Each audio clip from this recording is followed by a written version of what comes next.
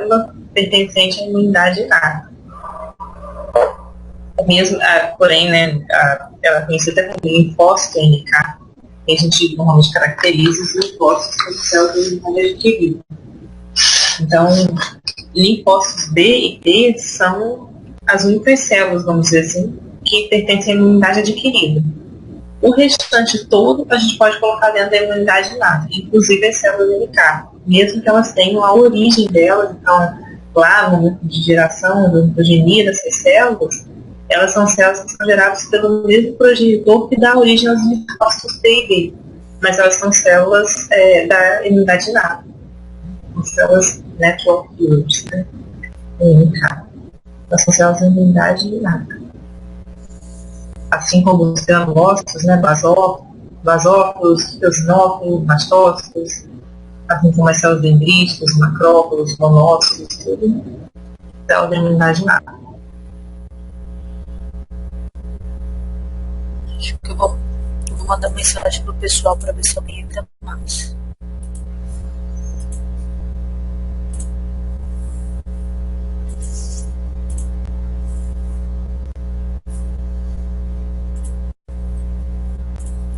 Mensagem aqui.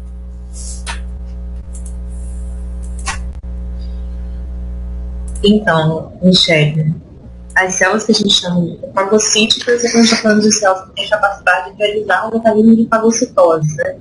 Então, fagocitar é endocitar, colocar para dentro da célula partículas. Então, quando a célula engloba partículas, corpos estranhos, né, os antígenos, como a gente chama.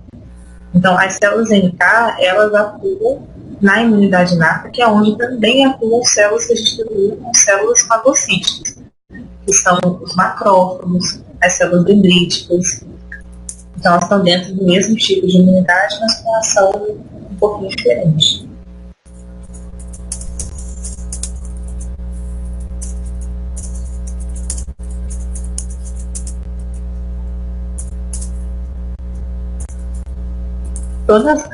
A Juliana perguntou se as inatas, no caso, está perguntando as células da imunidade inata, é isso? Se todas elas atuam, se todas elas precisam de um agente ativador.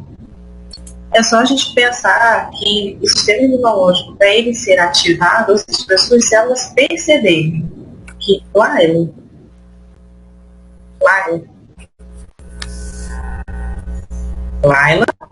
Oi, desculpa, eu estava Você pode silenciar seu áudio, só para eu ter uma noção se esse ruído que eu estou escutando é no seu áudio, ou se é do meu microfone.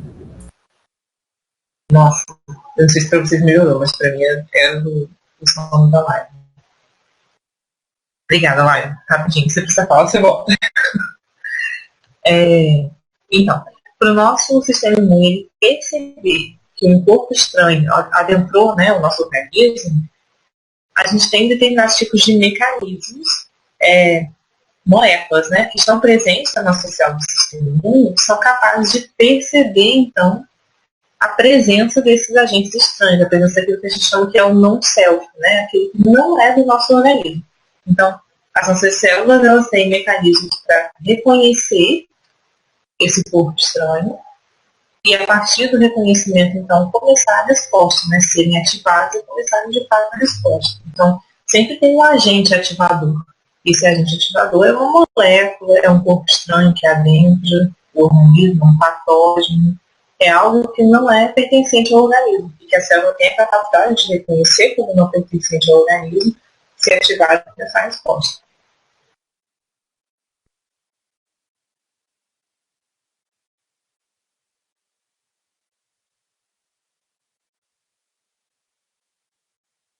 Isso, as primeiras células que vão começar a atuar são as células, de forma geral, as células da imunidade inata. Então, a gente tem neutrófilos também, que atuam normalmente até os neutrófilos, são células que chegam bem rápido ao local, ou local de entrada do patógeno, ou local da lesão, porque são células que estão normalmente ali circulando, né? Vamos dizer que as células do nosso sistema imune, elas patrulham o nosso organismo.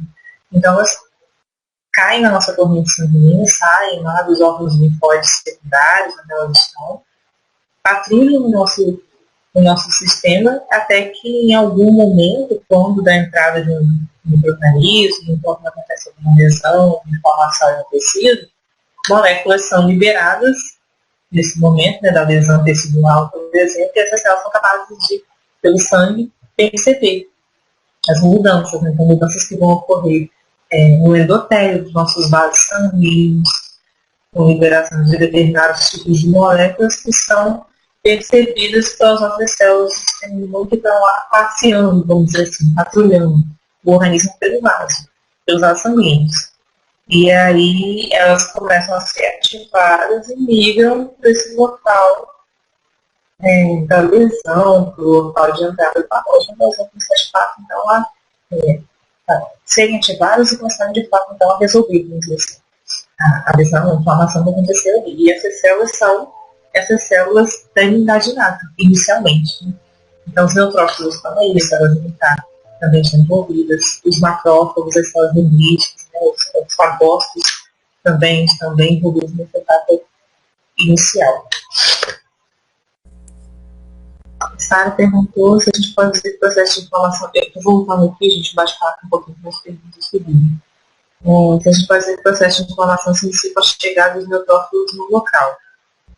Como eu estava falando, o nosso sistema vai ter células patrulhando e quando acontecer algum tipo de distúrbio no sistema, vamos dizer assim, seja a entrada de um patógeno, seja uma lesão, porque a gente às vezes teve o tecido perfurado por alguma coisa, que não necessariamente, né, a inflamação não tem que ser necessariamente por conta de uma infecção. A gente pode ter uma inflamação que a gente chama de inflamação histérica, que não tem entrada de patógeno. Então, até quando a gente se corta, naquela superfície não está infeccionada. Né? Não tem ali presença com bactérias, nem micro-organismos. É só uma lesão. Isso gera, né, um rompimento do tecido, um extravasamento ali de moléculas das células, isso vai gerar um corpo inflamatório.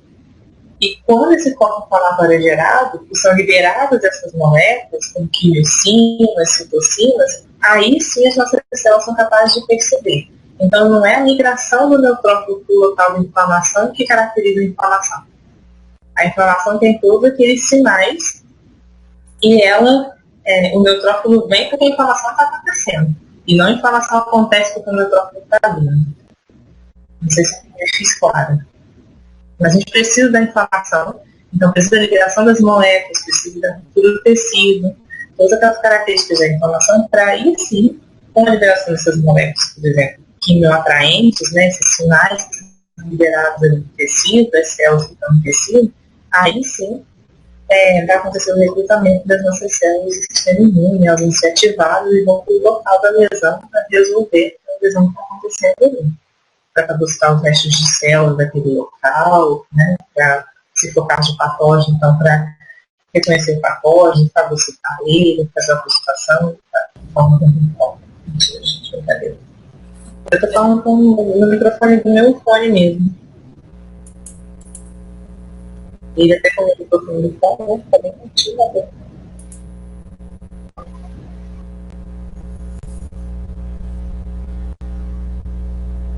Gente, acho que eu estou tentando voltar para esse alguns minutos, mas como a gente já vai começar, possivelmente até no meio da explicação a gente já vai ter sanado os questionamentos de vocês. Só um minutinho aqui que eu vou aumentar o volume. Pode de novo, Carolina, subir aqui sobre o uso é justamente as células defendendo o organismo. O que a gente tem essa secreção, na verdade, são restos celulares. Então, é como se fosse uma consequência ali do processo inflamatório. E onde tem o processo inflamatório, o tecido lesado, né, por exemplo, né, mais escura o dedo. Então, é um objeto que corta o nosso dedo, por exemplo. A gente tem ali uma área do tecido, e, consequentemente, né, já que o tecido é um pouco de células, a gente tem células rompidas. E quando essas células são rompidas, a gente extravasa com tudo intracelular. Tudo está dentro daquela célula morta, né? Tudo está dentro da célula é extravasado para a parte de fora.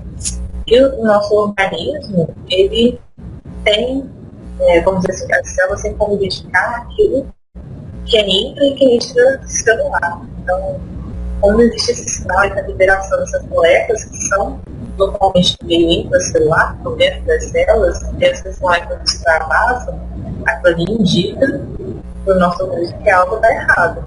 Então, mesmo nas células, por isso a gente tem esse inchaço, tem um rubor, né? Porque são liberadas moléculas que causam vasodilatação. A gente tem um recrutamento para essa vasodilatação, a liberação de moléculas intracelulares, a gente tem o recrutamento de células para o local. Então, esse local fica mais avermelhado por conta da vasodilatação, cria um inchaço por conta do edema, né? Então as células começam a vir para aquele local. E o pus, ele é ali esse extravasamento de conteúdo intracelular, né, que acontece ali naquele local. Então a gente tem essas células do sistema imune que são recrutadas para esse local para fazer a fagocitose desses restos celulares, né? Aquilo ali não aumente ainda mais as consequências da inflamação.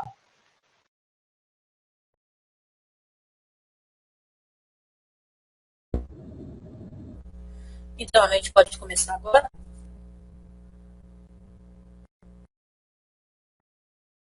Acho que sim, Mara. Né? Vou iniciar a gravação, tá bom?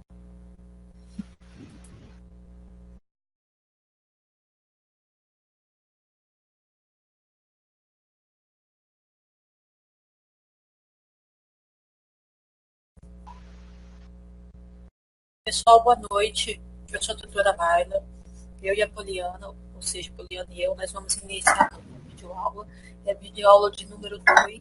No sábado nós teremos a videoaula de número 3, videoaula de imunologia. Bom, gente, só para relembrar, essa videoaula e a de sábado, ela vale 2 pontos na nota da D1, tá certo? Então, quem participar da de hoje ou da de sábado, e já nas outras duas também, que a gente vai ter a quarta e a quinta, recebem 2 pontos na D1. Então tem que participar do bloco A, que é de hoje e de sábado, e do bloco B, que é da outra semana, da outra data que a gente vai ter, que vai ser quinta e sábado também. Bom, vamos lá então. Eu não vou demorar muito, porque nós já esperamos quase 25 minutos, e o conteúdo é um pouquinho extenso, né? Então, para a gente poder falar tudo, vamos direto para o conteúdo. E aproveitando, vou falar com vocês que eu vou ficar mais ou menos falando com vocês até as 9 horas. E depois a Poliana vai dar prosseguimento com o conteúdo dela, tá? Eu vou falar um pouquinho sobre a aula 2. Deixa eu passar o slide aqui. A aula 2, e depois a Poliana vai falar sobre sistema complemento. Nós pegamos e selecionamos a aula 2 e a aula 7 justamente para poder auxiliar vocês na execução da atividade da AD, tá bom? Tá legal? Gente, vou explicar bonitinho, né? Qualquer dúvida vocês perguntem, mas uma dica assim é que vocês prestem atenção na explicação, tá? Não se atenham muito em outros sites, né, outras coisas e tal. Presta atenção para poder tentar entender, porque a gente não vai disponibilizar a gravação, a gente vai falar sobre o PRR, sobre os pumps, tá? A gente vai falar sobre tudo isso, tá legal? Então vamos lá. Bom, a aula 2 ela fala sobre imunidade de uma forma geral, as propriedades gerais, ou seja, imunidade inata e imunidade adaptativa. Então a gente vai dar uma pincelada. Lógico que não dá para falar tudo, porque é extenso, né? Mas a gente vai falar sobre o que é mais importante na aula 2. Então, primeiramente, o que é imunidade? É interessante que a gente saiba o que é para depois começar a estudar, né? A imunidade se constitui no conjunto de estruturas e mecanismos que garantem ao indivíduo, ser vivo de qualquer espécie, sua integridade contra a invasão e a colonização por outros indivíduos da mesma espécie e ou de espécies diferentes. Qual o objetivo disso? Preservar um indivíduo, ou seja, preservar sua vida. Se ele for colonizado, parasitado, ele pode vir a óbito e por fim, não perpetuar a espécie. Então, o objetivo do sistema imunológico, né, falando de uma forma evolutiva, é justamente preservar a continuidade da vida, a sobrevivência e a evolução da espécie. Não somente o ser humano, mas todos os seres vivos, inclusive os seres unicelulares. Sim, unicelulares também são dotados de mecanismos de defesa. Plantas são dotadas de mecanismos de defesa, né? Seres invertebrados são dotados de mecanismos de defesa e seres vertebrados também, tá? A gente sabe que a partir dos vertebrados superiores que nós vamos ter a imunidade adaptativa, mas abaixo dos vertebrados superiores nós temos os mecanismos de defesa da imunidade inata, certo? Não todos, mas algum tipo de mecanismo de defesa existe, porque senão eles seriam extintos. Bom, gente, legal. O sistema imunológico ele está ali para atuar, para reconhecer, né, para destruir aquele antígeno, aquele ser que porventura possa vir colonizá-lo, parasitá-lo ou torná-lo doente, certo? Bom, mas como que o sistema imunológico, ou SI que eu coloquei aqui, como que o sistema imune ou imunológico, ele atua? Bom, a gente sabe que ele tem que combater o antígeno. Quem é o antígeno?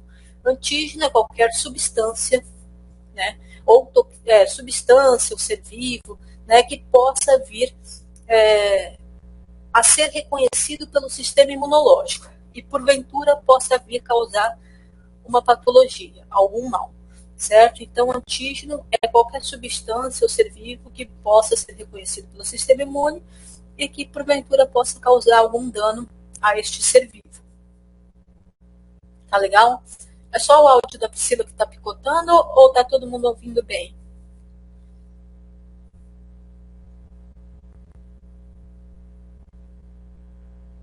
Tá bom? Tá legal? Tá bom, então. Então, Priscila, de repente é a sua internet. Tá bom? Chega mais perto do roteador. Esse ruído eu vou tentar consertar para sábado. E se alguém tiver com o microfone ligado, pessoal, é só desligar, tá? Só desativar. Bom, vamos lá então. Como que o sistema imunológico vai atuar? A primeira coisa que a gente tem que pensar é que ele tem que reconhecer o antígeno, né? Se ele tem que combater o antígeno, antes de combater, ele primeiro precisa saber quem é, para poder combater. Senão ele vai sair atirando para tudo que é lado. Isso não é bom. Então ele tem que atingir somente o antígeno, o ser patológico, né? Ou seja, o patógeno. Então, nós temos aqui duas palavrinhas que a gente que se resume a isso: identificação do próprio, self, em inglês significa próprio. Então, identificação do que é do próprio corpo. As células imunológicas reconhecem, por exemplo, tecidos, hemácias, né? Tecido epitelial, tecido nervoso, reconhece o que é do próprio corpo e não ataca. Não ataca. O sistema imunológico não é ativado. Entretanto, o sistema imune ele pode identificar o que não é do próprio corpo. Aí a gente chama de non-self. Non-self significa não próprio. O que seria não próprio? Não próprio é aquilo que não pertence ao nosso corpo, né? Ou que de alguma forma pode estar causando alguma patologia, né? De alguma forma foi modificado. Então o sistema imunológico identifica o que não é próprio e aí ele é ativado e começa a atacar esse patógeno. Aqui nós temos um exemplo de um antígeno.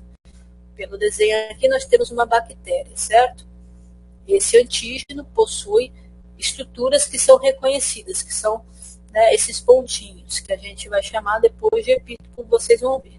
Tá? E aqui nós temos uma célula que pode ser um macrófago, uma célula dendrítica, que é uma célula da imunidade inata. Essa célula da imunidade inata vai reconhecer que essa bactéria não pertence ao corpo, né? Ela é um ser ali que está parasitando o corpo, não próprio, e, portanto, vai atacar essa bactéria e vai desenvolver uma resposta imunológica, vai ativar outros tipos de células. Ok? Já aqui não, o macrófago também é feliz, né? Ele reconhece proteínas celulares que pertencem às células do próprio corpo ele até interage, reconhece, ele verifica e tem ciência de que essas proteínas são do corpo, e aí ele não ataca essa célula, não toma ela como algo ofensivo e segue adiante. Tá legal?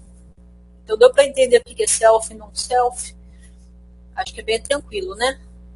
Aqui nós temos um exemplo de bactéria, mas poderia ser um fungo, poderia ser um vírus, né? Poderia ser um euminto, ou seja, poderia ser uma toxina também, né? Qualquer substância ou ser vivo que possa causar uma doença ou que seja reconhecido pelo sistema imunológico.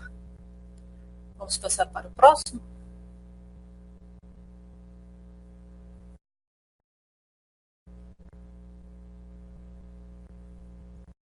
Bom, imunidade inata. Como eu falei anteriormente, nós temos uma divisão didática de imunidade inata e imunidade adaptativa. Nós vamos falar rapidinho sobre a imunidade inata e depois sobre a imunidade adaptativa e a diferença que existe entre esses dois tipos de imunidade. Pessoal, se eu estiver correndo muito, pode falar, tá? Eu estou adiantando o conteúdo para a gente ter tempo de falar sobre atividade. A D1. Senão a gente encerra 10 horas e acaba ficando sem falar sobre a D1, tá bom? Bom, imunidade inata. A imunidade inata é o conjunto de barreiras naturais. O que é natural? Natural do próprio corpo, né? E de elementos celulares e moleculares, ó, presta atenção nisso, celulares e moleculares, desculpem aí o risco torto, que já estão estabelecidos e compõem a primeira linha de defesa. Bom, gente, vamos pensar um pouquinho sobre isso. Quando a gente fala elemento celular, a gente está falando de célula, certo? Elemento celular é célula. O que é uma célula? Célula é uma unidade do ser vivo. Nós temos as defensinas, que são antibióticos intracelulares, e a lisozima, que está presente na lágrima, como a Carolina falou, e tem a capacidade de romper membranas, certo? De bactérias. Então, olha como a gente às vezes não se dá conta que uma lágrima pode conter substâncias que estão ali atuando para a nossa proteção, né? Que ali você tem enzimas capazes de destruir bactérias. Né? Então, assim, é algo muito surpreendente o sistema imunológico. As defensinas são peptídeos produzidos e secretados por neutrófilos, e elas atuam como antibióticos intracelulares, então o próprio nome já diz, atua contra bactérias, é antibiótico e, portanto, atua contra bactérias. Estão presentes em grânulos primários e secundários dos neutrófilos. Existem vários tipos de defensinas. É importante vocês se atentarem que aqui a gente fala de dois tipos de resposta. Ó. Resposta celular, né, que são as células, e resposta molecular. Então, quando a gente cita, por exemplo, em uma atividade ou qualquer outra coisa, né, cite, né, os eventos celulares e os eventos moleculares de uma resposta da imunidade adaptativa, por exemplo. O que a gente está pedindo? Citar as células, né, como que essas células da imunidade inata atuam e como as moléculas da imunidade atuam. Eu percebo que os alunos têm grande dificuldade em entender que a diferença é entre eventos celulares e moleculares. Então, já dá para ter uma ideia aí da diferença entre eventos celulares e moleculares. Tá certo? Bom, características, pessoal, da imunidade. Deixa eu trocar a cor do pincel aqui. Características da imunidade.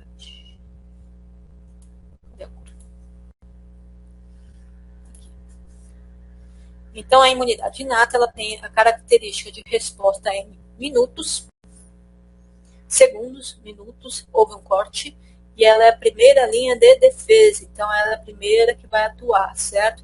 Macrófagos, principalmente células dendríticas, que possam estar mais próximas ao local, vão fagocitar esse antígeno, fagocitando esse antígeno, vai carreá-lo até os linfonodos, né, que são os órgãos linfóides secundários, secundários. A partir daquele momento, vai processar o antígeno e vai apresentar esse antígeno para alguma célula da imunidade adaptativa, certo? É basicamente esse tipo de resposta que acontece. Só que, claro, para poder reconhecer e fagocitar, ele primeiro precisa ter um receptor, que a gente vai falar no próximo slide, tá? Aguenta aí que a gente vai falar sobre os receptores. Então, é uma resposta em minutos. Não possui especificidade antigênica refinada. Então, a ausência de especificidade antigênica refinada.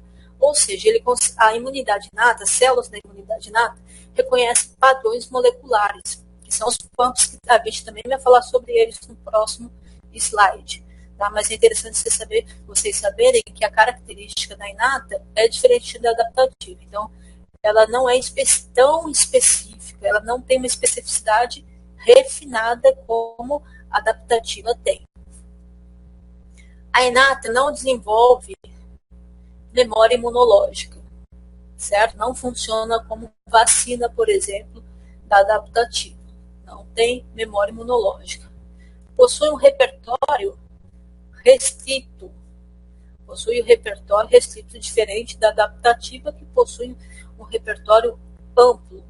Um repertório restrito significa que ela consegue reconhecer um número limitado de patógenos. Certo, gente? Por que é um número limitado? Se ela reconhece um padrão molecular, né, se ela não tem especificidade antigênica refinada, então ela não consegue reconhecer muita coisa, entre aspas. Ela não consegue reconhecer muitos antígenos, muitos epítopos diferentes entre si, pequenas diferenças entre eles. Então, ela consegue reconhecer só as grandes diferenças, né? E é esse padrão molecular, entre essas grandes diferenças, existe um padrão molecular que ela reconhece. Então, ela tem um repertório de reconhecimento de antígeno restrito, pequeno, menor do que da imunidade adaptativa. Quando a gente fala assim, a gente fala meio que comparando com a adaptativa, né? As demais células, com exceção do linfócito B e T. Então, logicamente, o que eu estou querendo dizer com isso? Nós temos essas células aqui que pertencem à imunidade inata. Se faltou alguma aí, que provavelmente pode ser que tenha faltado, né? Se faltou alguma aí, entra aqui, tá, gente? Com exceção do linfócito B e T. Tá certo? Porque B e T pertencem à adaptativa e o restante pertence à imunidade inata. Tá bom, gente? Então vamos para o próximo slide. Tudo bem até aqui? Certo, né? Tudo tranquilo. Vocês já estão sabendo tudo já. Estou chovendo no molhado.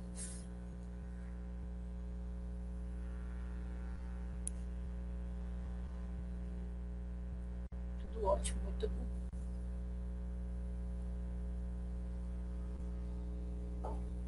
Então vamos lá. Reconhecimento antigênico. Antigênico é um reconhecimento contra o antígeno, tá? Contra o antígeno, antigênico. Então vamos lá. Para reconhecer, ele precisa de algo, né? A célula imunológica, a célula da imunidade inata precisa reconhecer alguma coisa, né? Ela não reconhece uma bactéria inteira de uma vez e fagocita. Não, isso não existe, tá? O que ela vai reconhecer? Ela vai reconhecer um pedacinho dessa bactéria, tá? E para reconhecer, ela também precisa de uma pequena estrutura na superfície. Pensa, por exemplo, assim, nós temos um celular e nós temos um carregador de celular. Você tem que conectar o cabo USB na entrada do celular, certo? Então, vamos supor que o celular seja uma bactéria. O celular é uma bactéria. E o cabo USB do carregador, né, com um carregador, ele é uma célula da imunidade inata, um macrófago. Então, esse carregador ele não vai se ligar no celular inteiro. Não, existe, né, um local correto, adequado para ele poder se conectar. Que local é esse? Bom, o carregador, o cabo USB, ele tem uma pontinha. Estou fazendo uma analogia aqui, tá, gente? Então, é como se fosse um receptor, que é esse aqui que a gente está chamando. Esse receptor vai se ligar a uma outra estrutura que possa ser reconhecida. Essa outra estrutura é uma molécula, uma proteína, né, uma glicoproteína, né, um LPS, que vai ser reconhecido. Por exemplo, aqui. Tá? Em azul, vamos supor que seja um epítopo que está sendo reconhecido. Bom, então vamos aos nomes agora que eu exemplifiquei, mais ou menos. O PRR é o receptor para reconhecimento padrão. Ó, só vocês lerem daqui de trás para frente, né? Receptor de reconhecimento padrão. Receptores de reconhecimento padrão. Quem são eles? E aonde eles estão? Esses receptores, eles são exclusivos da imunidade inata, certo? Estão presentes nas células da imunidade inata. Por exemplo, um neutrófilo, um macrófago, uma célula dendrítica, tá? Então, eles possuem esses receptores. Qual o exemplo de PRR, de receptor de reconhecimento padrão? Que é a mesma coisa, é sigla. Nós temos aqui, ó, no livro tem também de vocês, TLR2, TLR3, TLR5. Nós temos pelo menos 10 tipos de receptores, 10 tipos de TLR. Temos até mais. O mínimo é 10, é de 10 para mais, tá certo? Então, gente, justamente o TLR é o receptor semelhante a TOL, é o receptor like TOL, tá? É o receptor que parece com TOL. Ah, e por que não é TOL? Porque o receptor TOL foi aquele que foi descoberto na hemolinfa de moscas drosófilas. Quando os cientistas descobriram esse tipo de receptor em moscas de fruta, eles chamaram de TOL. Mas aí eles descobriram um receptor nos seres humanos, nas células dos seres humanos, parecidos, mas não iguais ao receptor da mosca, mas parecido. Então eles chamaram de receptores semelhantes a TOL, receptores parecidos com TOL. Por isso o nome de TLR. Por quê? Se vocês olharem lá no livro, gente, é receptor TOL-like. Like significa, em inglês, semelhante, parecido. Tá? Aquele que se parece com o receptor da mosca. Mas não é igual, só parecido. Deu para entender agora a diferença entre TOL e TLR? Tá certo, gente? Então, tranquilo, né? Nós vamos falar de TLR, estamos falando de seres humanos por enquanto. Bom, então nós temos a TLR2, 3, 5, 6, 7, vários TLRs, enfim. Aqui eu citei o exemplo de 3 TLRs que justamente é o que está no livro. Bom, TLR2 reconhece peptidoglicana e LPS, certo? Presentes em bactérias, em membranas e parede celular de bactérias. Bom, gente, é interessante saber quem são esses peptídeos glicanos e LPS, sim. E quem vocês acham que são? São estruturas que estão presentes na superfície de bactérias, na superfície de antígenos. Bom, se elas estão presentes na superfície de antígenos, qual o nome que elas recebem? Né? Porque isso aqui é um exemplo. Elas recebem esse nome aqui, ó, PAMP. PAMP significa padrão molecular associado a patógenos, certo? Então, ó, PRR é um receptor que reconhece quem? PAMP. TRR é um receptor, repetindo, que reconhece PAMP. Exemplo de PAMP, quem nós temos? Peptidoglicano e LPS, presente em bactérias, RNA de dupla hélice viral, vírus de RNA, outro tipo de PAMP, flagelina, né, que é uma proteína presente no flagelo de bactérias que possuem flagelo. E aí, o que eu posso dizer? O TLR5 reconhece a flagelina. O TLR3 reconhece a RNA de dupla hélice. O TLR2 reconhece peptidoglicano e LPS. Eles podem reconhecer estruturas semelhantes? Alguns sim. Eles podem reconhecer estruturas diferentes? Alguns sim, mais de um tipo de estrutura, quero dizer, alguns sim. Outros são restritos a determinadas estruturas. Por isso que existem tantos TLRs.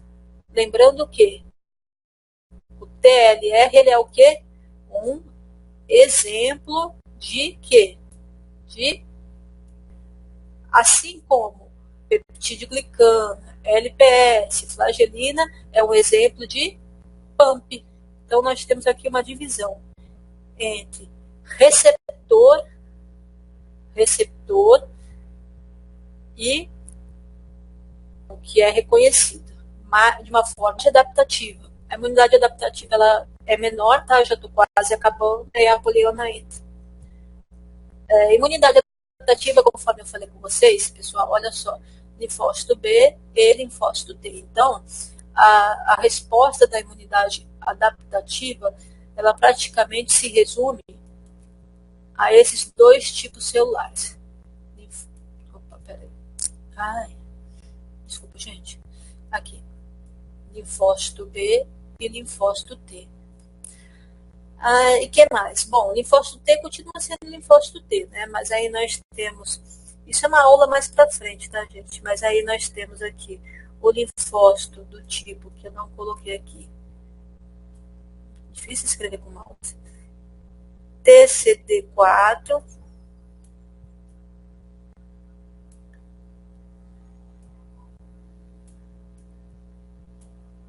Obrigado, gente.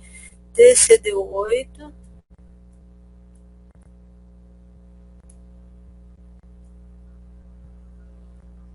Dá para entender, né? Esse TCD4 nós temos ainda do tipo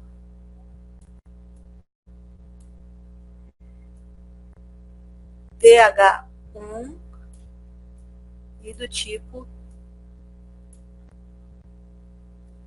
TH2. Mas notem que eu coloquei só linfócito T e B, porque continua sendo linfócito T, tá? Então isso significa que é linfócito T, independente de ser TCD8, TCD4, TH1, TH2, continua sendo linfócito T, tá? Então nós temos o linfócito B, que pode ser plasmócito também, que é a diferenciação do linfócito B no linfócito B, né, que possui maior poder de produção de anticorpo e secreção desse anticorpo. Então, o linfócito B e o linfócito T.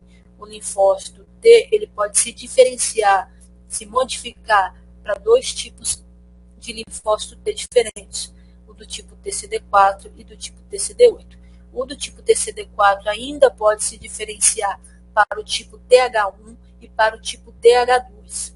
Lembrando que os linfócitos do tipo TCD4 eles geram respostas celulares, né, contra antígenos que são do tipo extracelular. O que é extracelular? São antígenos que estão presentes fora da célula. Como assim antígeno presente fora da célula? Por exemplo, uma bactéria extracelular que está ali na corrente sanguínea, ele está fora das células do sangue, do seu sangue, do corpo humano. Né? Então, é um antígeno do tipo extracelular, que ainda não invadiu, ou que não tem essa característica de invadir, né, células do corpo. Esse é um antígeno extracelular. Então, linfócitos do tipo TCD4 vão atuar contra esse tipo de antígeno extracelular. Já linfócitos do tipo TCD8 vão atuar contra antígenos intracelulares, ou seja, antígenos que têm por característica invadir células. Quem faz muito isso, gente, são os vírus. Né? Vírus, ele tem essa característica de invadir as células do corpo para poder utilizar a maquinaria da célula e assim proliferar e tal.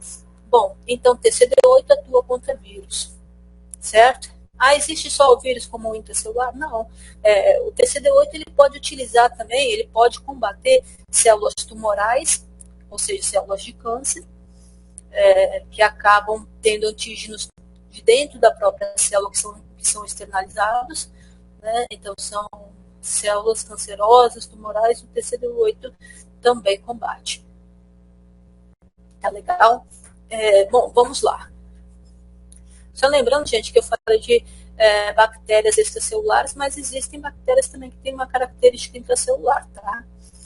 Bom, enfim, mas o importante é vocês entenderem que existem esses tipos de linfócitos e que as células que pertencem à imunidade adaptativa pertencem, entre aspas, né, que possuem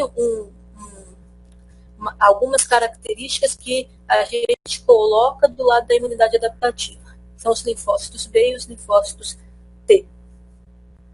Bom, características da adaptativa. Nós temos resposta em dias. Então, uma resposta que demora alguns dias. Por exemplo, para a produção de anticorpo, que é uma característica, uma das características principais da adaptativa, é a produção do anticorpo, né, pelo linfócito B. Então, para que isso ocorra, leva-se em torno de 7 a 10 dias. Aí agora você pensa na inata, que ocorre em questão de minutos. É muito diferente, né? Então, inata em minutos e adaptativa em dias. A resposta dela para combater o antígeno. Possui especificidade antigênica refinada. Ou seja, o que é isso?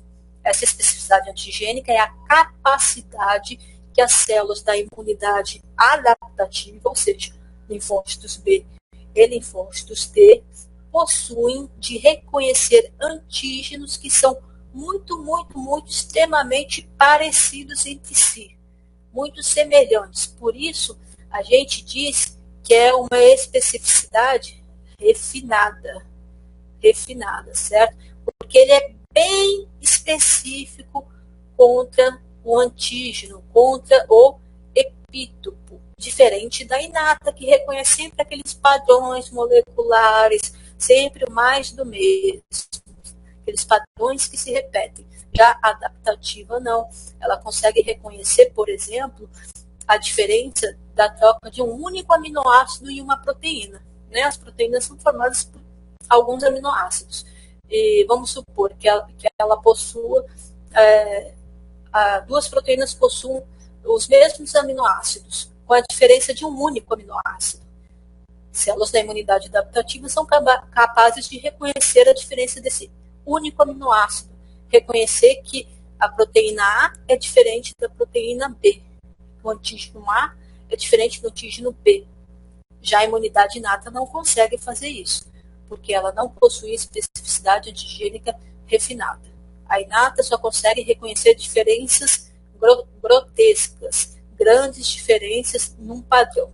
A adaptativa reconhece pequenas diferenças, é uma especificidade refinada. Certo? Então vamos lá. Desenvolve uma memória imunológica, aí você pensa que vacina do sarampo, por exemplo, que está em alta, né? Por que você acha que você toma vacina do sarampo e depois você não contrai mais sarampo para o resto da vida? Justamente porque a imunidade adaptativa atuou, produziu anticorpos, produziu células de memória que ficam ali. Aí, se você entra em contato com o antígeno do sarampo, rapidamente essas células de memória imunológica vão atuar e você não vai desenvolver os sintomas do sarampo, da doença, certo? Só que eu falei o quê? Que demora de 7 a 10 dias, mais ou menos, para a produção de anticorpo. Então, não adianta você tomar vacina hoje, e se for um caso de febre amarela, por exemplo, viajar para a Amazônia, para Brasília, né, por exemplo, aí, no dia seguinte. Não, por isso que se espera, tem que tomar pelo menos uns 10 dias antes, uma semana antes da vacina, para depois viajar, para que o sistema imunológico adaptativo tenha esse tempo de produção de anticorpo, certo? Bom, repertório imunológico amplo. Isso significa que as células são capazes de reconhecer um grande número de diferentes antígenos. Lógico, se elas reconhecem especificidade, se elas reconhecem detalhes diferentes, então elas reconhecem muito o antígeno. muito mais do que a imunidade inata, na ordem de bilhão a trilhão, certo? De 1 bilhão a mais antígenos diferentes. Então, as células são linfócitos B e T, e a especificidade antigênica refinada, as células B e T elas só possuem devido ao processo de recombinação somática, e vocês terão uma aula só sobre isso. Mas que, de uma forma simplificada, é a recombinação, ou seja, né, a mistura aleatória, a troca aleatória de material genético, recombinação somática de alguns genes, gerando o quê? DNAs diferenciados que serão codificados em proteínas diferentes entre si. Quais são essas proteínas diferentes entre si? São justamente os receptores, que vão reconhecer os antígenos. Bom, quais são os receptores da imunidade adaptativa? Nós podemos chamar de anticorpo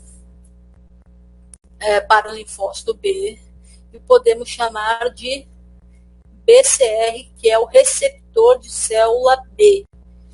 Por que podemos chamar? Porque o receptor de célula B ele é composto por anticorpo mais duas moléculas que a gente chama de G-alfa e G-beta. Isso é um conteúdo mais para frente, tá, gente? Mas, basicamente, o receptor de reconhecimento de antígeno da adaptativa é o anticorpo BCR, ou BCR, e o receptor de célula T, que é o TCR. Receptor de célula T. Receptor de célula T, logicamente, está presente somente no linfócito Q? Linfócito T, né? Olha lá. E o BCR, que é o receptor de célula B, logicamente, só está presente no linfócito B. Certo? Quase acabando, gente. Só tem, acho que mais um slide. Bom, gente, aqui é um exemplo de antígenos diferentes que acontece na imunidade adaptativa. Então, é geração aleatória de clones de linfócitos B e expansão clonal dos mesmos contra o antígeno X. Então, o que a gente está querendo falar aqui com vocês é como que ocorre primeiro o reconhecimento, depois como que ocorre a expansão clonal, que é a proliferação desses linfócitos, e por fim, como que ocorre a produção de anticorpos, certo? Bom, vamos lá. Lembrando que todo linfócito B e T, toda célula da imunidade adaptativa, antes de poder reconhecer o antígeno, obrigatoriamente, ela sofre o processo de recombinação somática durante o seu amadurecimento. Linfócito B amadurece na medula óssea e linfócito T amadurece no timo, certo? Então, nesse amadurecimento, antes de serem liberadas para a corrente sanguínea, elas sofrem o processo de recombinação. Essa recombinação não vem depois do reconhecimento, ela vem antes do reconhecimento do antígeno, certo? É como se fosse um teste de fábrica antes, um controle de qualidade. Tem que ter processo de recombinação para depois sair para o mercado, certo? Então, vamos lá. Bom, nós temos aqui 4 possibilidades, ó. 1A, 1B, 1C e 1D. Vamos entender o que aconteceu aqui. Bom, aqui na frente, ó, 2A, 2B e 2C.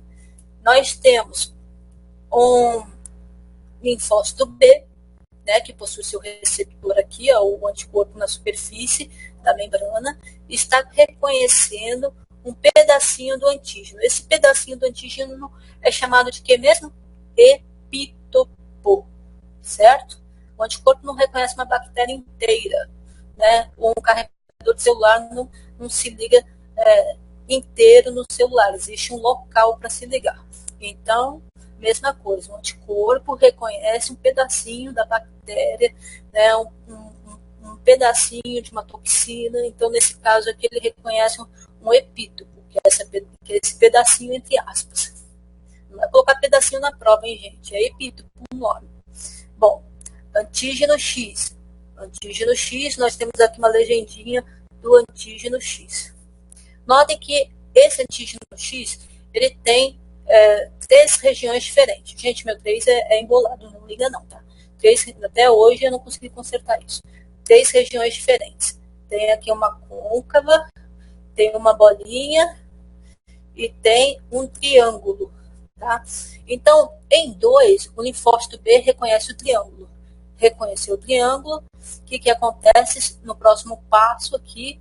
Sofre expansão clonal, e que significa ele prolifera igualzinho. São clones, todo mundo sabe o que é clone, né? Então, esse linfócito B vai gerar vários clones, várias células exatamente iguais, com os mesmos receptores, e depois vai se diferenciar numa célula chamada de plasmócito, e esse plasmócito, uma maior quantidade de retículo endoplasmático rugoso, uma maior quantidade de citoplasma, começa a produzir anticorpos contra aquele antígeno lá do começo que ele reconheceu aqui, tá? Então, notem que ele reconhece, ele prolifera, que é a mesma coisa que expansão clonal, ele se diferencia em plasmócito, e aí ele produz o anticorpo contra o epítope, contra o antígeno que ele reconheceu lá no início em 2A. Tá? E assim libera diversos anticorpos para circulação, para conseguir se ligar a esse antígeno e dar continuidade à destruição do antígeno, seja uma bactéria, uma toxina ou qualquer outro patógeno. Qual é a diferença para todo o restante aqui, gente? Eu já expliquei um e agora vou explicar só a diferença que tem de um para o outro. Notem que aqui em 2A ele reconheceu o triângulo, que é um epítopo desse antígeno. Em 2B, quando há presença do anticorpo no sistema ou as alternativas, lectinas que não têm presença do anticorpo, a gente vai encaminhar todos esses processos para uma via final, que, como consequência final da ativação das vias do complemento, de forma geral, vão levar à lise do patógeno ou da célula-alvo, então ruptura, né, seja do micro-organismo, do patógeno, ou então da célula-alvo, a célula está infectada por esse patógeno. Outra consequência é a opsonização, e a opsonização é um processo onde ocorre o depósito de moléculas, que são fragmentos, podem ser essas moléculas, fragmentos do componente, ou então órgãos, na superfície do micro-organismo, aumentando as chances de fagocitose do mesmo. A gente pode imaginar um exemplo assim. A gente tem lá o micro-organismo, e o micro-organismo tem na sua superfície, né, ali os epítopos, as regiões aonde moléculas podem se ligar. Essas moléculas podem ser moléculas do complemento, então podem ser moléculas que são derivadas ali da cascata enzimática do sistema de complemento, então ocorre clivagem, libera esses fragmentos, eles podem se ligar na superfície do patógeno, do micro-organismo, ou podem ser mesmo anticorpos que vão reconhecer ali regiões desse micro-organismo e vão se ligar na superfície dele. Só que como a gente tem várias regiões para ligação, várias moléculas podem se ligar na superfície desse organismo. E uma vez que a gente tem, por exemplo, várias moléculas de anticorpos ligadas ao redor da superfície desse micro-organismo, a gente aumenta as chances desse micro-organismo ser visualizado por células fagocíticas. Então, a opsonização é um processo de ligação dessas moléculas, né, que podem ser tanto moléculas, fragmentos do complemento ou anticorpos na superfície do patógeno, e com isso, consequentemente, há um aumento da chance de fagocitose desse patógeno, porque é como se ele ficasse mais visível para o sistema, uma vez que a gente tem, logo de início, né, de uma via, uma dessas vias ser dependente da presença de anticorpos para que ela se inicie, seja ativada, como foi o caso da via clássica, e outras duas vias que não têm dependência de anticorpo, a gente tem diferença entre essas vias na forma como elas são ativadas. A presença do anticorpo, por exemplo, da via clássica, é um diferencial dela na forma dela ser ativada. Porque não tendo anticorpo no sistema, como eu falei, não vai ter ativação da via clássica. Então, se a gente não tem resposta imunodaptativa ativada, a gente não tem presença de via clássica ainda no sistema. Então, tem que uma via clássica auxiliar na resposta imune, buscar a resposta imune humoral pela via clássica se não tem anticorpo. Vou estar para dar um zoom aqui.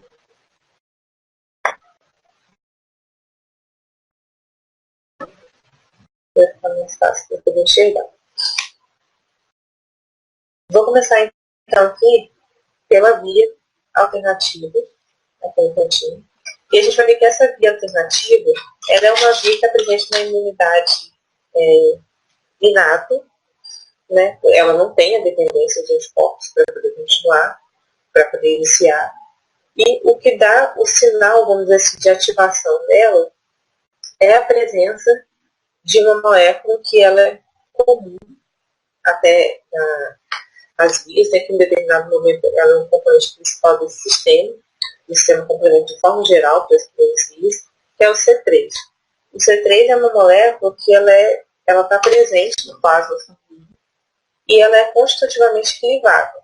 As moléculas do sistema complementar, normalmente quando elas são clivadas, elas formam dois fragmentos diferentes, fragmentos que a gente tem associados, né, com a letrinha A ou B. Então, C3, quando é clivado, forma C3A e C3B. Normalmente, o fragmento que está associado à letrinha A, ele fica presente no plasma. E o fragmento que é associado a B, ele vai ou se conjugar com uma nova molécula formando um complexo, ou ele pode agir como uma molécula opsonizante, né? Pode se ligar lá na superfície do patógeno, por exemplo. A única exceção entre esse A e B, de A ir para o plasma e de B se conjugar a uma outra molécula, é na via clássica aqui de C2. Pode ver que quando C2 entra aqui e é clivado, é o 2A, que no caso está escrito 2A, que seria o mesmo que dizer C2A, que se complexa aqui com outra molécula, e o C2B é o que vai para o plasma. Essa é a única exceção entre esses fragmentos A e B. Então, toda vez que a gente tem a molécula, né, a exceção do C2, a molécula clivada gerando o fragmento A, normalmente esse fragmento A vai para o plasma, fica solvido no plasma, e o fragmento B vai ou se complexar a outra molécula, ou se ligar à superfície de um patógeno, por exemplo, opsonizando o patógeno. Então, o C3 ele é um componente extremamente importante nas vias do complemento. E C3 é uma molécula que está constitutivamente, ou seja, de forma contínua, sendo clivada no plasma. Só que ela está constitutivamente sendo clivada, mas a gente não está, o nosso sistema imune, ele não está de forma contínua em um processo infeccioso, por exemplo. A gente não tem sempre a presença de um patógeno no nosso organismo. Então, essa molécula é clivada e rapidamente inativada.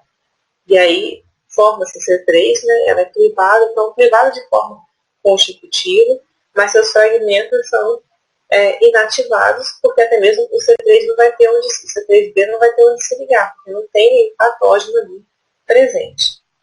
Só que se a gente tem essa molécula de forma constitutiva, sendo clivada no citoplasma, então é muito mais fácil como acontecer de ter a presença de um micro-organismo adentrar o nosso organismo, já é muito mais fácil para esse fragmento se ligar, porque a gente já tem essa molécula ali de forma contínua sendo clivada e gerando esses fragmentos de C3A e C3B. Então, por isso que a via alternativa é uma via que ela ativa muito rápido, né? E diretamente na superfície de vários tipos diferentes de patógenos que podem adentrar o nosso organismo. Então, uma vez que esse patógeno adentra, esse C3 já está sendo lá constitutivamente clivado e inativado, ele vai ser clivado, vai gerar esses fragmentos C3A e C3B e rapidinho o C3B vai se ligar ao patógeno se ele estiver presente no organismo. Então, uma vez que esse C3 ele se liga, então ele é clivado, né? E tem a presença de um mecanismo, o C3B consegue se ligar, ele se une, então a molécula do C3 vai se ligar ao fator B, e aí também vai ter uma junção, é uma junção de várias moléculas, né? Um complexo de moléculas. Junção também com o fator B, e a clivagem então de C3, gerando fragmentos C3A, que vai para o plasma, e o C3b, que vai se conjugar, né, ao BB. Então, moléculas que vão, a partir da clivagem de C3, né, gerando os fragmentos C3b, a molécula vai se complexar com uma outra molécula. Esse complexo C3b, BB, é o que a gente chama de C3 convertase. Como eu falei, o sistema complemento, as vias de forma geral, tem a ação de enzimas. Então, enzimas que vão sempre clivar as moléculas, né, essas enzimáticas, pode cortar, vamos dizer assim, as moléculas e gerar fragmentos dessas moléculas que podem se complexar, outras moléculas, ter outras ações. Toda vez que a gente chama um fragmento de convertase, então vai ter o nome da molécula, C3. E convertase na frente significa que ela é uma molécula capaz de clivar C3. Então, a convertase é a molécula que tem a capacidade de enzima, né, com capacidade de clivagem, ou seja, de quebra, de corte de outra molécula. Se é C3 convertase, é uma convertase que tem capacidade de clivar C3. Se é uma C5 convertase, é uma molécula que tem a capacidade de clivar C5. E C4b, que é uma molécula que vai se juntar ao fragmento de C2A, quando o C2 aqui é clivado, e então C4b junto com C2A é um complexo aqui de moléculas que formam uma C3 convertáveis diferentes para vias diferentes. Então C3b, BB é C3 convertase da via das leptinas. C4b, 2A é C3 convertase da... Desculpa, C3b, BB, C3 convertase da via alternativa. C4b, C2A ou C4b, 2A é C3 convertase comum, na verdade, da via das leptinas da via clássica. Deixa eu ver também. Então, a gente tem aqui uma C3 convertase formada a partir de fragmentos de C4 e de C2. E aí, como C3 convertase, essa molécula vai ser capaz de fazer a clivagem de C3. Então, mais uma vez, a gente chega de novo aqui na formação de uma convertase que cliva C3. Então, já viu a diferença, né? Via alternativa inicia com clivagem de C3, formando então o fragmento que dá origem a C3 convertase dessa via, então que vai vir e clivar C3. E via das leptinas, ela se inicia, diferente aqui da alternativa, ela se inicia com a formação de um complexo, né? Com essa proteína, as leptinas, as proteínas das leptinas, que reconhecem carboidratos na superfície do micro-organismo. E esse complexo é capaz de clivar C4. Então, C3 aqui é fundamental no início da via alternativa, mas não é fundamental no início da via das leptinas. A gente não falou, por exemplo, da falta de C3 no sistema. Se o sistema não tem C3, a via alternativa nem começa. Então, ela precisa de C3 para começar. Mas a via das leptinas não fica impedida por isso. Se não tem C3, a minha via das leptinas ela começa e funciona. Desde que eu tenho meu complexo aqui, reconhecendo carboidrato da superfície do micro-organismo, eu consigo clivar C4. C4 é um ponto crucial de início para a via das leptinas. Clivei C4, formei o fragmento C4b, que se associou ao C2A, formei C3 convertado, aqui a minha via para, então, se o meu organismo não tem C3. Porque eu formo uma C3 convertado, mas não vou ter C3 para ser clivado. Então, a ausência de C3 não inibe o início da via das leptinas. Inibe, sim, que ela prossiga a partir do momento que ela forma uma C3 convertase e não tem C3 no sistema. E, na via alternativa, a ausência de C3 inibe a ativação da via alternativa. Tá claro até aqui, gente? Estou correndo, tá muito complicado. Porque tem muito detalhe mesmo. Isso, Esther. A ausência de C3 limita a ativação da via alternativa. Não tem via alternativa. E também não tem a finalização das outras vias, né? Porque as outras também vão chegar em algum momento aqui que elas vão formar uma C3 convertase.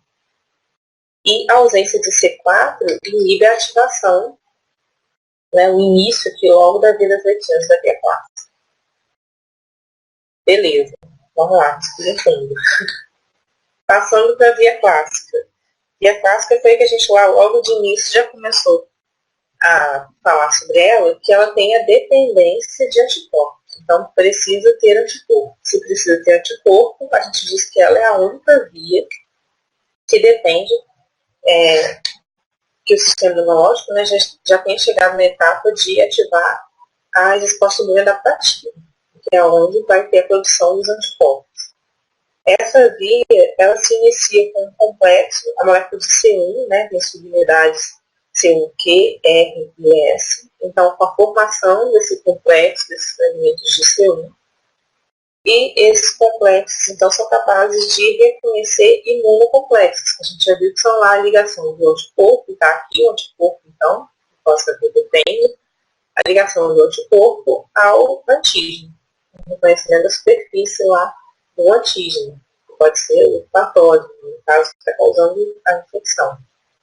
Então, esse complexo C1Q-RS, que reconhecendo o imunocomplexo, formando esse complexo aqui de moléculas, ele é capaz de privar o C4. Se a gente for olhar aqui em estrutura, apesar das moléculas serem diferentes, né, em estrutura, os componentes de ativação das vias lectinas são parecidos com o componente de ativação da via clássica. Só que a diferença é que aqui a gente tem lectinas, né, formando esse complexo, reconhecendo o açúcar na superfície dos micro-organismos, e aqui a gente tem um complexo formado por proteínas C1, né, subunidades da proteína C1, ou seja, ER e S, reconhecendo imunocomplexo. Até olhando assim, a gente vê que no desenho, né, eles são muito parecidos são proteínas muito parecidas em estruturalmente, mas elas têm funções diferentes. Então, aqui a gente tem reconhecimento de imunocomplexo, e isso leva, então, a esse complexo proteico aqui, levar à clivagem de C4. E quando leva a clivagem de C4, a gente segue uma via, que é a mesma via aqui quando acontece a clivagem de C4 pelo complexo aqui das lectinas, né, ligadoras de manose. Então, a partir do momento que C4 é clivado, gerando C4A e C4B, os dois fragmentos. C4A vai para o plasma, C4B se conjuga, então, ao C2A, C2 foi equilibrado aqui, gerou C2A e C2B, e então forma a C3 convertase da via 4, que é a mesma C3 convertase da via das lectinas e que difere da C3 convertase da via alternativa. Geramos a C3 convertase, então, seja pela via clássica, pela via das lectinas, ou C3 convertase da via alternativa. Essas moléculas, a partir do momento que elas são convertadas, né, então elas têm a capacidade de clivar C3. E aqui a gente entra, então, a partir desse momento, na parte da via, que onde todas elas, né, estão aqui com C3 convertadas formadas e são, então, capazes de clivar C3. Quando a gente cliva C3, mais uma vez, a gente tem a geração dos dois fragmentos, C3A e C3B. C3A indo para o plasma, e C3B pode se conjugar a C3B-BB, esse complexo aqui, ó. Então vira C3B-BB-3B, ou então esse C3B pode se conjugar a essa C3 convertase. Então esse C3B, a C3 convertase ligou C3. E enquanto isso, mais C3 convertases estão sendo produzidos, né? Se a via para cima está ativa, continua produzindo C3 convertase. Essa C3 convertase vai clivar C3 e gerar novos fragmentos, C3A, C3B. E esse C3B que é gerado, ele pode se conjugar a essa C3 convertase aqui, ou a essa C3 convertase aqui, a C3 convertase que estiver sendo gerada, né, dependendo da via aqui que está ativada, se é alternativa, lectina ou clássica. Esse C3B, quando ele se conjuga a C3 convertase da via alternativa, ele forma agora o que a gente chama de C5 convertase. Então, C5 convertase da via alternativa é C3B ligado a C3 convertase da via alternativa. Ó, C3B mais C3B mais BB, é o que está aqui embaixo. C3B, BB, e aqui de novo eles colocaram 3B, que é o mesmo isso daqui. É como se fosse C3B duas vezes, tá vendo? As duas moléculas são iguais na ponta, e BB no meio. Isso daqui é uma C5 convertase. Se é uma convertase, então ela cliva, né? E é C5, então ela cliva uma molécula de C5. E do lado de cá, a mesma coisa. C3 convertase vai clivar o C3. Sai o fragmento de C3A para o plasma. E C3B se conjuga, então, a C3 convertase, seja que vidas lectinas ou que a classe está ativada. Então, vai virar o complexo C4B, esse então aqui, ó, C4B2A, agora se conjuga, então, C3B, resultante da quebra de C3, né? Que a convertase fez. Então, vira C4B, C2A, C3B. E essa daqui é a C5 convertase da via clássica e da via das lectinas. Então, cada uma das vias tem sua C3 convertase, sendo que a via das lectinas e a via clássica compartilham a mesma C3 convertase, e a alternativa tem a C3 convertase dela. A via clássica e a via das lectinas também compartilham uma C5 convertase, e a via alternativa tem a C5 convertase dela. E essa C5 convertase, tanto da via das lectinas como da clássica como da alternativa, vão ser capazes de privar C5. Mais uma vez, como a gente falou, na ausência, se a gente viu que a ausência de C3, se a gente pode falar da ausência de uma molécula interferir ou não na via, basta se vocês pegarem o dedo de vocês e cobrirem essa molécula, se a gente pudesse tapar essa molécula, se eu falo da ausência de C3, então eu venho aqui e risco todos os C3 que tem no sistema. Eu vou conseguir identificar onde é que a minha via não vai conseguir agir. Se eu já risquei C3 aqui logo no início, então minha via alternativa nem começa.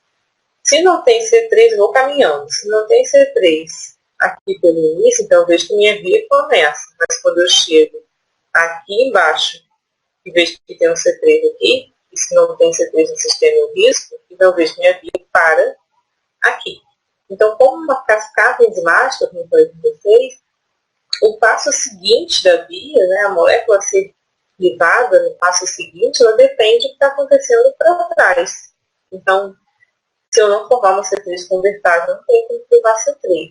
Ou então, se eu tenho C3 convertase, mas não tenho C3, eu não tenho como passar desse passo na via. Eu não vou ter esse componente aqui. Então, sempre pensar assim, né? Na ausência do componente, nada que teria para baixo dele vai acontecer. Se eu não tenho C3, eu não tenho como formar os fragmentos de C3. Eu posso ter a quantidade de convertases que eu quiser, mas eu não tenho a molécula que não convertase viva, então eu não consigo privar ela, eu não consigo formar esses novos fragmentos. Se eu não formo esses fragmentos aqui, eu não formo nada daqui para baixo. Então, formei lá nesse C5 convertase. Se eu não tiver C5 no sistema, meu sistema ele para aqui. Eu vou fazer um traço aqui, ó, e vem até aqui. Daqui para baixo nada acontece, porque não tem C5. Mas a partir do momento que eu tenho o C5 e formei a C5 convertase, seja porque eu tenho minha via das lectinas ou a via clássica ativa, ou então aqui pela minha via alternativa, a minha C5 convertase vai clivar a C5. Então a gente fala mais uma vez de clivar a molécula C5, então a gente está falando de gerar dois fragmentos, C5A, C5B. C5A vai ficar solúvel no plasma. C5B vai, então, se unir a um complexo agora de várias outras moléculas, que são as moléculas que fazem, que constituem, né, esse complexo final do sistema complemento. São C6, C7, C8 e C9. Não está identificado aqui, mas faz parte desse complemento também. Ou seja, essa via aqui é a via comum, o que a gente chama de via lítica, né? A via terminal do complemento. Pode chamar de 1 às 3 vias. Seja vindo por aqui, através da C3 convertase, C5 convertase da via alternativa, eu vou cair aqui. Se eu vier pela via das lectinas, lá clivando C4, formando C3 convertase da via das lectinas, clivando C3, fazendo a C5 convertase da via das lectinas, eu vou parar aqui em C5 de novo. E se eu ativar a minha via clássica, também vem por aqui. Vivo C4, forma C3 convertase, vivo C3, forma C5 convertase, também cai de novo aqui em C5. Então, se não tiver faltando nenhum componente aqui para cima, a característica das três vias é chegar, é alcançar a via lítica, né? Essa via terminal. E uma vez que eu caio nessa via terminal, consequentemente eu vou formar esse complexo que é o que a gente chama de complexo de ataque à membrana. Então, MAC, a gente não falou lá no início, que uma das consequências da ativação das linhas do complemento é a lise do patógeno ou lise da célula alvo. Para acontecer essa lise do patógeno, a gente tem essa formação de um complexo de ataque à membrana.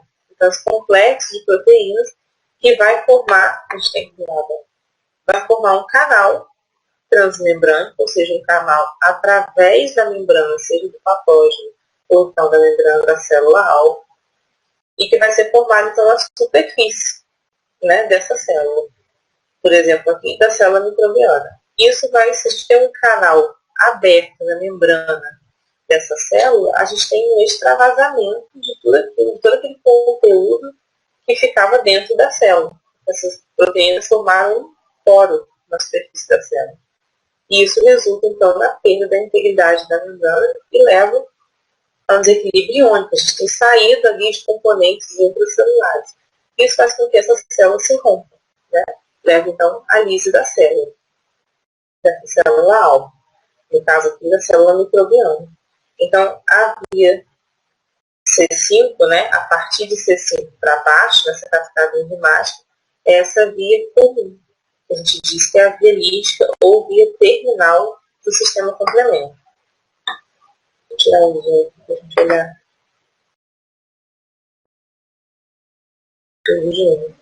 Então, do lado de cá é tudo que eu já comentei com vocês. Então, a gente tem todas as vias convergindo inicialmente para esse ponto aqui da molécula de C3. Né? E aí, a partir daqui, você tem tudo direitinho no sistema. Eu tenho C3, por meio da C3 convertado, dependendo da via que está ativada. Eu vivo C3 para formar C5 convertase das vias. E essa C5 convertase, então, vai privar C5. Privando C5, eu tenho o fragmento de C5b, complexando com as proteínas C6, 7 e 8 e 9, né, formando o macro, então, que é o complexo de ataque membrana, que é o objetivo final. Né, para acontecer essa consequência principal do complemento, a lise do patógeno, a gente tem, então, que formar esse complexo de ataque membrana na membrana do proteína, na membrana do patógeno. Então, a formação do MAC é importantíssima para a finalização da ação do complemento, seja pela via alternativa, pelas lectinas ou pela via clássica. Bem, gente, acho que é isso aqui.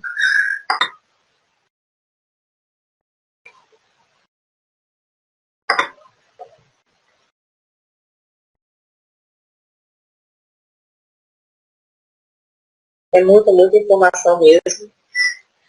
Eu não queria assustar vocês, mas não tem como não assustar. Laila, você está com a AD já aberta para a gente dar uma lida com eles? É, Cássia, acabei assustando, né? Complemento sempre assusta. Pessoal, mas é só dar mais uma lidinha no material, tá? Não se assustem muito, não. É só vocês lerem que vai entrando na cabecinha de vocês, tá? Depois vocês vão até gostar. Pois é, Juliana, isso para vocês pensarem que toda essa orquestra de moléculas vem dentro de muito mais coisas, porque a gente está falando só do sistema complemento, eu vou pensar que o nosso organismo é dinâmico, está tudo acontecendo ao mesmo tempo, vamos dizer assim. A separação que a gente faz entre imunidade inata e imunidade adquirida, ela é uma separação bem didática, porque na verdade as nossas células elas estão lá, estão se proliferando, elas estão maturando, estão reconhecendo o patógeno, uma está no canto reconhecendo o patógeno, a outra está numa outra fase, já apresentando. Então, assim, é bem dinâmico. Tudo isso está acontecendo ao mesmo tempo, na hora que o nosso organismo está, nosso sistema está ativado, né? e está respondendo, então, ao patógeno, ou aquele processo inflamatório que está acontecendo para garantir, né? Ixi, ficou esquisito aqui, peraí. Ele aumenta só a luta, né? Que doideira. Mas se fizer assim. Acho que some tudo. Peraí, gente. Juiciane, sempre sendo um complemento ele sujo. Mas enquanto a Lara vai ajeitando, eu vou falar com vocês. Mas se a gente pensar dessa forma clara, tudo precisa saber primeiro, né? Essas diferenças entre as vias, as diferenças cruciais entre as vias, elas são muito importantes. Então, a forma como cada via começa é muito singular. Isso vai me dizer, dependendo de cada tipo de complemento, que tipo de via que eu vou ter ali ativado. Então, se a gente pensar na ausência de um tipo de componente, como a ausência de C3, eu já consigo saber que a via alternativa não vai ser ativada, mas eu vou conseguir ativar a via das leptins e a via clássica, caso tenha anticorpo. Então, aí vem outra coisa, né? A presença do anticorpo. Se eu tenho um anticorpo no sistema, eu consigo ativar a via clássica, mas se eu não tenho um anticorpo, essa via já não vai funcionar. Eu vou depender das outras vias. E por aí vai passo a passo. Então, tem essas questões chaves, né, as clivagens das moléculas que geram fragmentos A e B. Então, eu falei só a exceção do C2. O C2, o fragmento A é o complexo, e o fragmento B é o que fica solúvel, mas em todas as outras moléculas é o contrário. O fragmento beta, complexo e o A é o que fica solúvel. E isso vai formando novas moléculas na cascata. Né? Eu formo moléculas, essas moléculas adquirem capacidade enzimática, quando elas se complexam lá, formam-se convertases, e essas convertases então vão privar novas moléculas mais frequentes. E sempre uma etapa dependendo da outra. Então, se acontece algum erro na etapa anterior, eu não consigo prosseguir à frente da vida. Vamos lá então para a gente ler rapidinho a ver com vocês. Pessoal, eu vou pular o textinho aqui e vou direto para as questões, tá? Porque o textinho é só para fazer uma introdução na atividade, tá? Mas o que vocês têm que responder mesmo é a questão.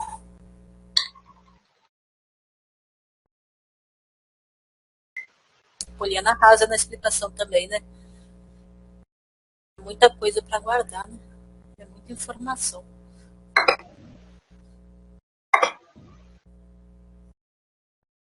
Bom, vamos lá, gente. Questões discursivas. Pera, deixa eu tirar minha gatinha que tá. Subiu aqui em cima da mesa, fica na frente do computador.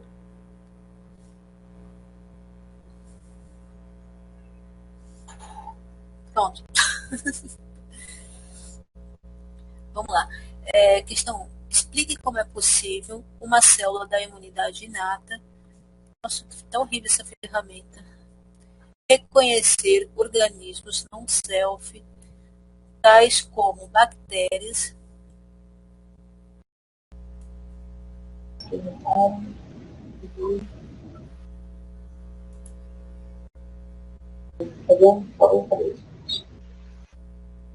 Alguém perguntou se a questão 1 tem a ver com a explicação. Várias coisas que a gente explicou aqui tem a ver e ajudam muito para responder a D.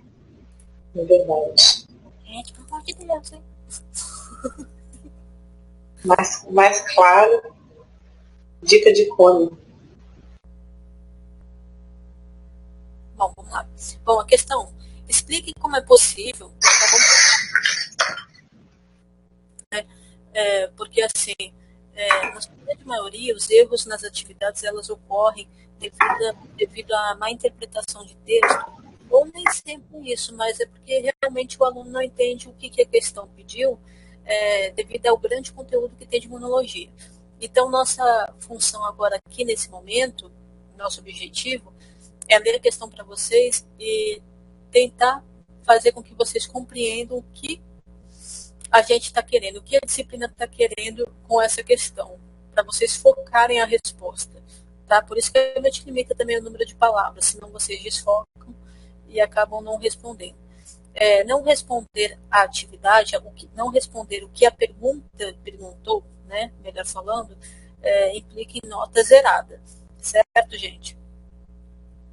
Por que eu estou falando isso? Eu estou falando isso porque alguns alunos respondem colocando informações corretas de modologia, mas que não respondem o que foi perguntado. O som está muito baixo, gente?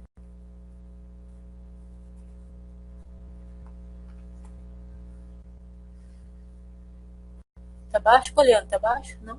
É que eu não mexi no som, tá a mesma coisa. Tá bom. Então vamos lá, ó. Vamos ler a questão comigo. Explique como é possível uma célula da imunidade inata reconhecer organismos non-self. Olha lá, eu expliquei o que era self, non-self, né? Reconhecer organismos non-self, tais como bactérias patogênicas. Você deve citar o nome da célula da imunidade inata e a estrutura de reconhecimento, bem como a estrutura do antígeno que estão envolvidos no processo de reconhecimento antigênico. Sua resposta deve conter no mínimo 4 pontos, ou seja, 4 focos abordados. Se não tiver esses 4 focos, está faltando alguma coisa e você perde ponto. Pessoal, não subestime a atividade. Está faltando uma coisinha, acha que vai perder um pontinho pequeno? Não, perde um ponto grande, tá? Porque quanto menos coisas a gente perde, maior é o ponto que você vai perder. Tá? Então, não deixe de responder nenhum desses pontos. Primeiro ponto que vocês devem citar, mas em formato de um texto, tá? Coeso, não por exemplo, um pontinho, outro pontinho embaixo da linha, outro pontinho embaixo da linha, citando de uma forma desconectada. Não, é um texto, tá? Uma redação, um texto redigido com coesão, explicando, tá? Então, ó, explicação não é citação, explicação do processo de reconhecimento. Como que ocorre o reconhecimento? Hoje mesmo a gente falou sobre isso, sobre imunidade inata, como que reconhece, o que liga o que, qual o nome, quais são os exemplos, tudo isso a gente falou. Tá? Então não tem o porquê errar a questão da D. Tá, gente? Quem prestou atenção bonitinho, quem prestou atenção bonitinho e quem não prestou atenção também, é legal fazer uma leitura, se vocês puderem amanhã, não sei se todo mundo tem tempo, mas pegar o material e fazer uma leitura amanhã do material. Pelo menos dessas aulas. Por quê? Com o que a gente explicou hoje e com a leitura de amanhã, vai ajudar muito, vai fixar o conteúdo e você vai conseguir resolver melhor sua atividade.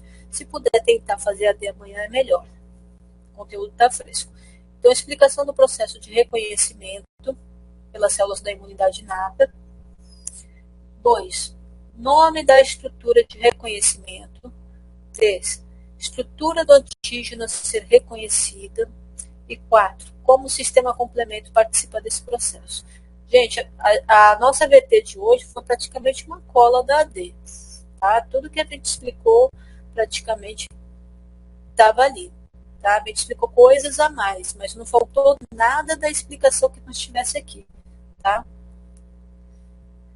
Bom, 2. Você quer falar alguma coisa sobre a questão 1, Poliana?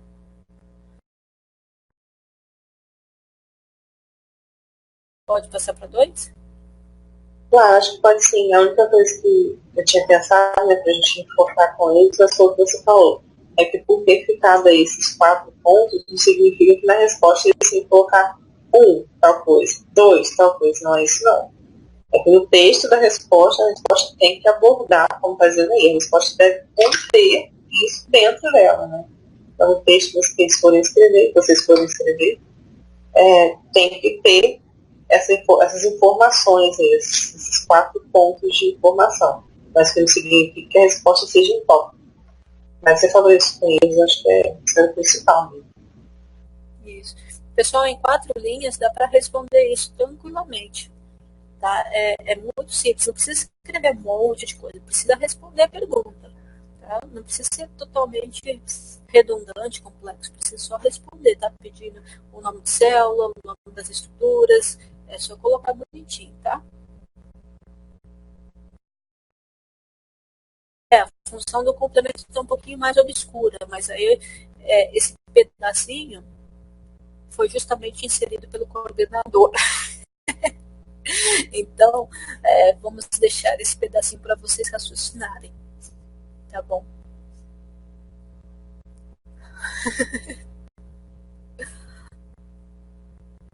Poliana. Mas, não é difícil não, tá? Não é difícil, a Poliana falou sobre isso também, na parte de sistema complemento. Não naquela parte da via que é toda cheia de moléculas e tal, mas uma parte um pouco mais simplificada, ela falou sobre isso também, tá? Então, é só dar uma lida no capítulo de sistema complemento. Gente, relembrando uma coisa que eu havia falado no dia da tutoria de apresentação. Não existe como fazer uma atividade, uma AD, sem ler os capítulos. Não rola, não tem como. É pedir para tirar nota baixa. Aliás, é suplicar para tirar nota baixa. Tá? Não tem como, não existe milagre. Não tem milagre. Por mais que a mente sente aqui, explique, e tem ajuda, e tem a sala de tutoria e tal, mas não tem milagre. Tá? Vocês vão ter que sentar, pegar o livro e ler o capítulo inteiro. Aula 2, aula de sistema complemento. Se puder, leia também as outras aulas intermediárias, que isso ajuda vocês a ter uma ideia do sistema imunológico, tá? Bom, 2. Diversos conceitos são aplicados na imunologia. Não obstante, o aluno deve dominar todos os conceitos, nomenclaturas, para compreender desde os processos mais simplórios até os mais complexos. Diferenciar processos e saber reconhecer semelhanças colaboram na construção do raciocínio de uma resposta humoral. Imunidade celular, imunidade inata. Desculpa, gente, é que tem um negócio aqui na frente, o ícone que não aparece para vocês. Colaboram na construção do raciocínio de uma resposta imunológica frente a diferentes casos clínicos. Diferencie, ou seja, mostre a diferença. Diferencie conceituando, ou seja, dizendo o que é, né? Então, mostre a diferença, dizendo o que é, conceituando os seguintes termos. Imunidade humoral. O que é imunidade humoral? Imunidade celular. O que é? Qual é a definição? Qual é o conceito? A imunidade celular é isso e aquilo. Imunidade inata é isso e aquilo. Imunidade adaptativa é isso e aquilo. Ok. Notem que 1, 2, 3, 4 pontos. Que a gente já pediu. Mas não é só isso. Depois tem mais o quê? Posteriormente, depois, redige, escreva um parágrafo contendo os 4 termos, imunidade humoral, celular, inata e adaptativa, de forma que tenha um sentido correto dentro do contexto imunológico e estejam correlacionados.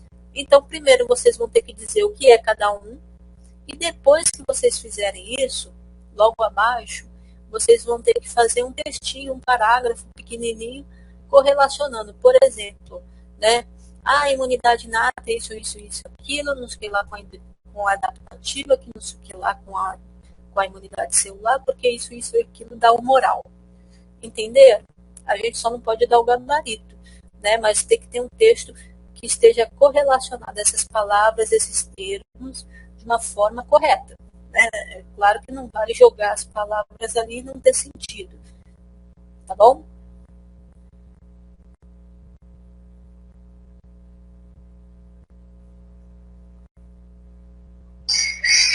Você diferencia a diferença de relação de uma a outra, na verdade, é você conceituar mesmo. Conceituar é você definir, dizer o que é. Quando você faz isso, você já está diferenciando.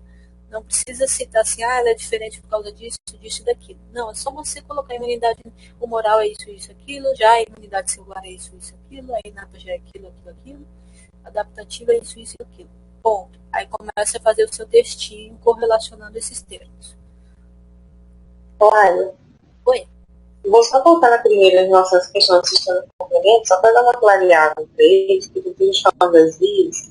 Gente, mais uma vez, atenção à interpretação da questão. A questão está pedindo como o sistema complemento participa desse processo. A questão não está pedindo como a via clássica participa, como a via alternativa participa. como a vida das lectinas participam. Então, eu não tenho que descrever aí, vocês, né, no caso, não tem que descrever aí determinada via, ou as três vias, né? De forma geral, a gente falou das vias, falou da importância de cada uma, como que cada uma se inicia, como que ela segue, as moléculas que tem até lá, quando a gente chegou lá, na formação do complexo final lá. Só que, no geral, a gente falou do sistema complemento, a importância dele de forma geral, seja eu ativando minha via alternativa, lectina ou via clássica. De forma geral, esse sistema complemento como um todo, independente de qual via que está sendo ativada, ele tem uma importância. Então, a gente quer saber como que esse sistema complemento, de forma geral, independente de estar falando da via A, B ou C, como que ele vai participar desse processo. Então, preste atenção na interpretação, para depois vocês não gastarem todas as palavras me explicando como é que funciona a via alternativa, como que funciona a via clássica. Boa colocação, Poliana, é verdade. Porque, gente, olha só, conforme a Poliana falou, não é para descrever via. Não. Se eu olhar via descrita na atividade, não vou considerar nada de via descrita, tá? É zero.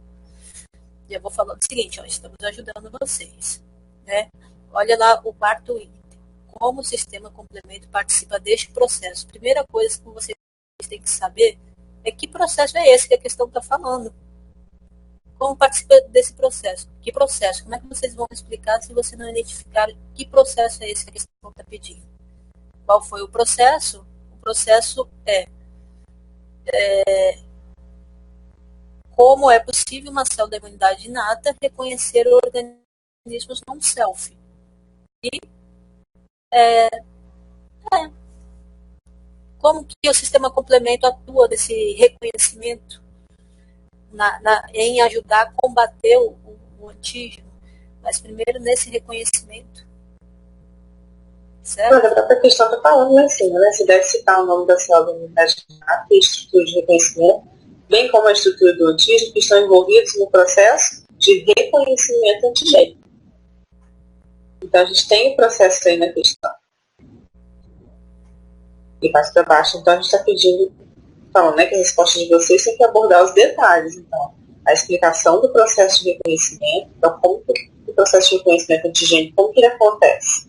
Né? Então, o nome das estruturas, a estrutura que vai reconhecer, a estrutura do antígeno, a estrutura que vai reconhecer, a estrutura que vai ser reconhecida e como que o sistema complemento participa deste processo. De que forma que o sistema complemento auxilia nesse processo de reconhecimento antigênico, que é o processo que a questão está falando. Mais claro que isso, só se escrever a questão agora, a resposta. Gente, é do processo de reconhecimento, não é de qualquer processo imunológico. O sistema complemento pode atuar em vários processos.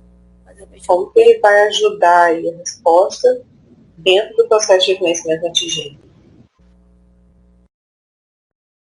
Bom, acho que deu para entender, né, pessoal? Tudo bem?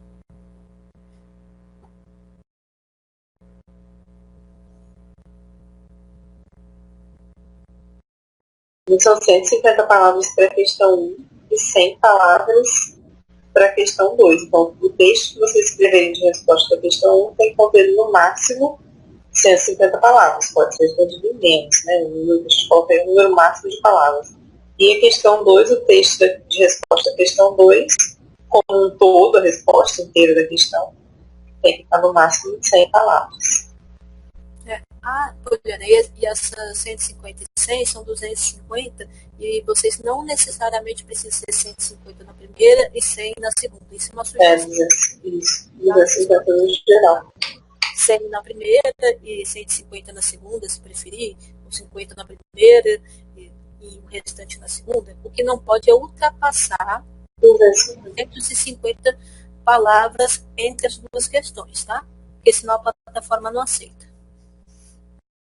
Isso ali é um máximo, no caso aí, é um máximo de 250 palavras. Se vocês conseguirem responder menos, sem problema. A única coisa que tem que fazer é ultrapassar, como a Laura falou, né? Então a plataforma não vai deixar, vocês estiverem digitando lá na caixa de texto, né? Que a dele vocês não vão submeter nenhum, não vão anexar nenhum arquivo, não. É digitar o texto lá na caixinha de texto mesmo, lá da ferramenta. Então, quando for digitar, vai caber no máximo 250 palavras. Então não tem como colocar texto maior que isso. Gente, obrigada por vocês participarem. Eu fiquei muito feliz, tá? Por vocês estarem aqui participando. E independente de ponto, mas compreendendo, interagindo, gostando, isso que é bacana, tá? É o nosso feedback.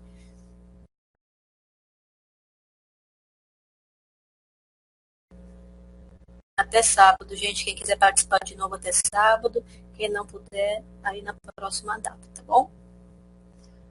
Tchau, pessoal. Boa noite, bons estudos. Obrigada pela participação de vocês. Qualquer dúvida, né? Só as tutorias que vocês podem postar. Sábado, quem puder comparecer novamente, seja bem-vindo. É bom a gente estudar de novo, né? Aproveito para estudar, olhar mais um pouco o próprio